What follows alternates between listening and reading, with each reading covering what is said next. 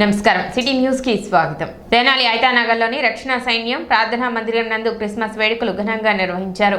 Lieutenant colonel G Thomas, lieutenant colonel G సిహన్ కుమారీలు ముఖ్య అతిథులుగా పాల్గొని క్రీస్తు సర్వ మానవాళిని రక్షించడానికి జన్మించాడని వ్యాఖ్య పరిచర్య చేశారు. తొలుత క్రిస్మస్ కేక్ ను కట్ చేసి క్రిస్మస్ శుభాకాంక్షలు తెలిపారు.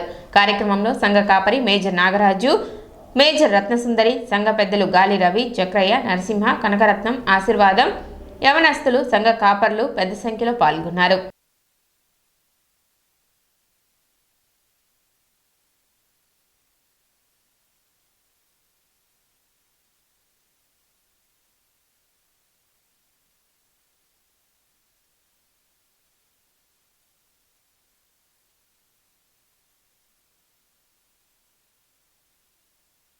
లోకులు అనేక విధాలు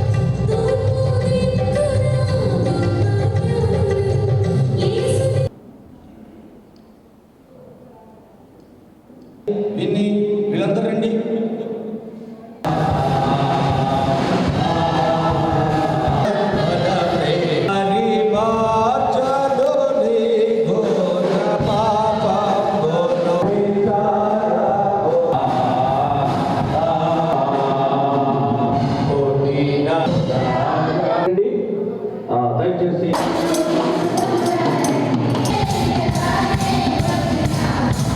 ఆయన అనుగ్రహించిన అనుగ్రహాన్ని గురించి దేవుడు మాట్లాడుతున్నారు.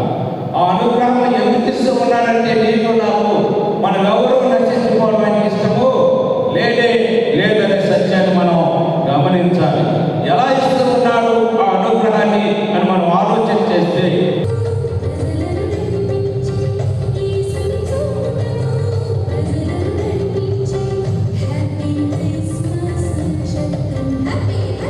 నామంలో మీ అందరికీ సంతోష్ క్రిస్మస్ శుభాలు మండల నాయకులుగా తెలియచేస్తూ ఉన్నాను. ఈ రోజున ఈ ఐతానగర్ సాల్వేషన్ ఆర్మీ సెంట్రల్ కోర్లో ఈ విధముగా క్రిస్మస్ వేడుకలు జరుపుకోవడానికి మరి దేవుడిచ్చిన గొప్ప మహా ఈవి దేవుడు ఈ సంతోష్ క్రిస్మస్ శుభాలు ఆశీస్సులు ప్రతి కుటుంబానికి కలుగు చేయాలని ప్రపంచవ్యాప్తంగా జరుపుకుంటున్న ఈ సంతోష్ క్రిస్మస్ మనందరికీ దీవెనకరంగా ఉండాలని తెలియచేస్తూ ఈ మాటలు ముగిస్తున్నాను. దేవుడు మనందరిని ఆశీర్వదించునుగాక. ఆమేన్.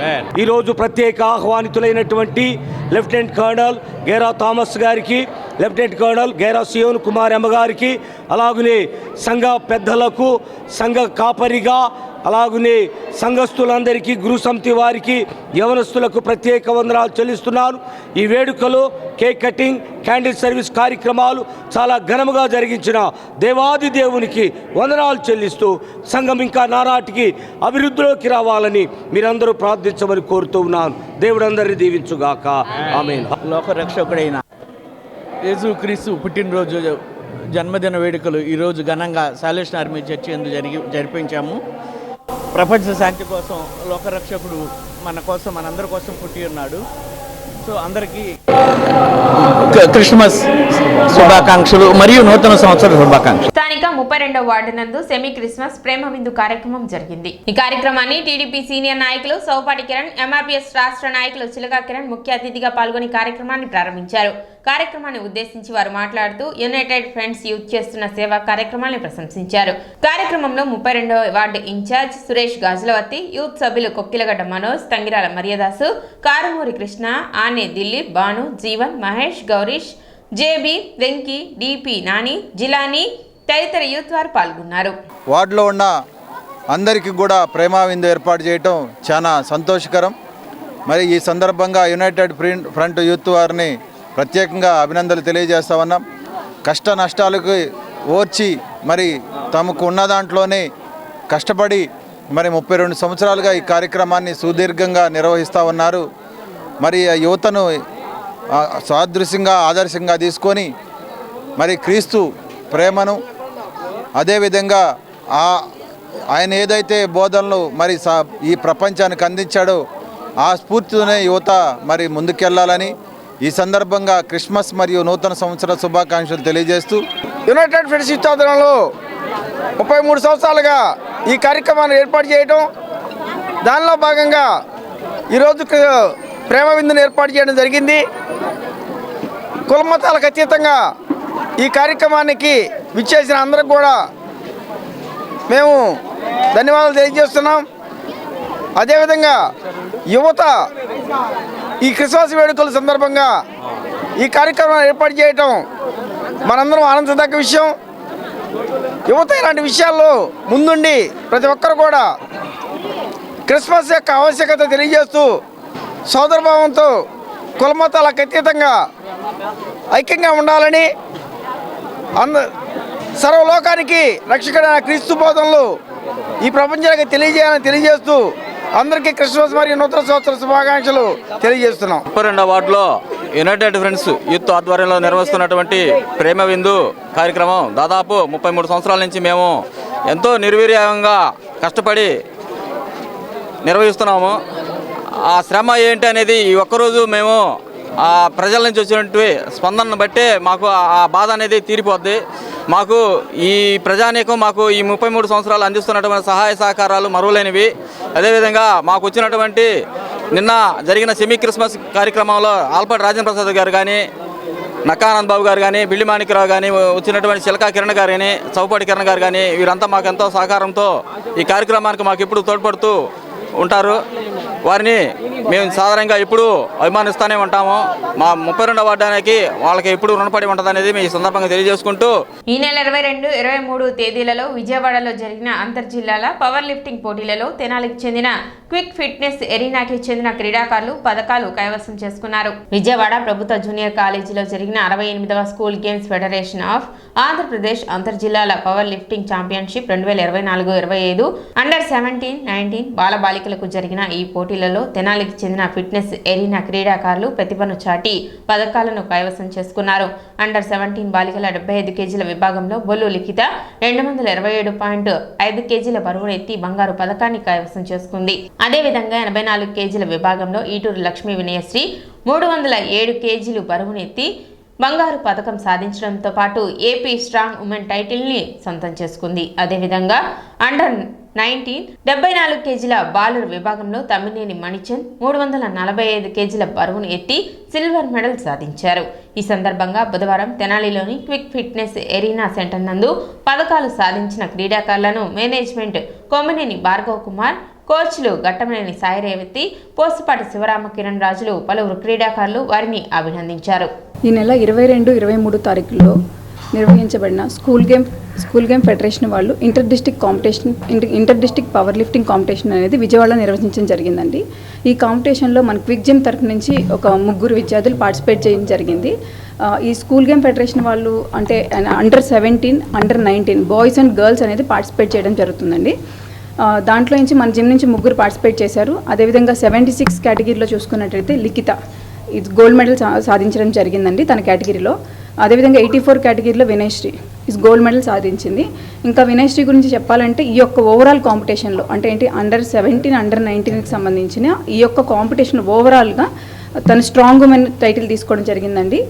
అదేవిధంగా మన బాయ్స్లో చూసుకున్నట్టయితే మణిచంద్ తిను 76 కేటగిరీలో సిల్వర్ మెడల్ తీయడం జరిగిందండి.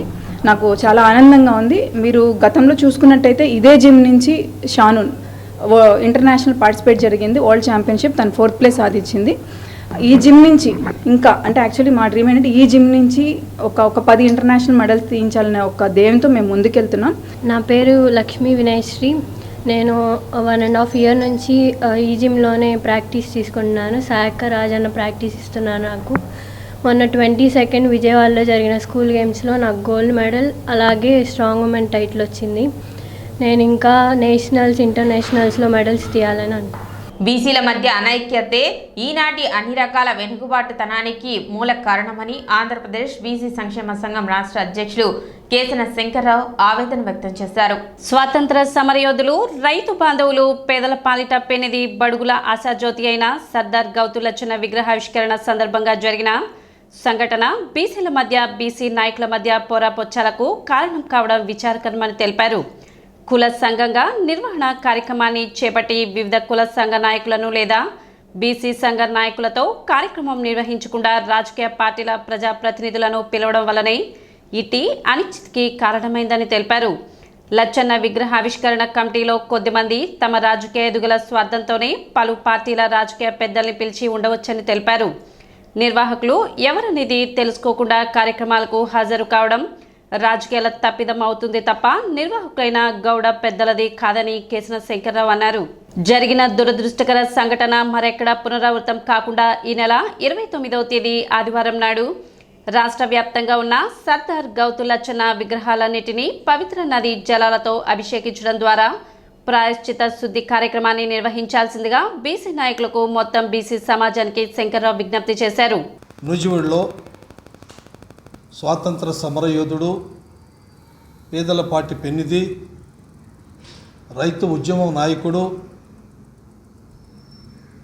అనేక కార్యక్రమాలు చేసి ప్రజల హృదయాల్లో చిరస్థాయిగా నిలిచిపోయినటువంటి వ్యక్తి మహానుభావుడు సర్దార్ గౌతు లచ్చన్న గారి విగ్రహ ఆవిష్కరణ మహోత్సవ కార్యక్రమం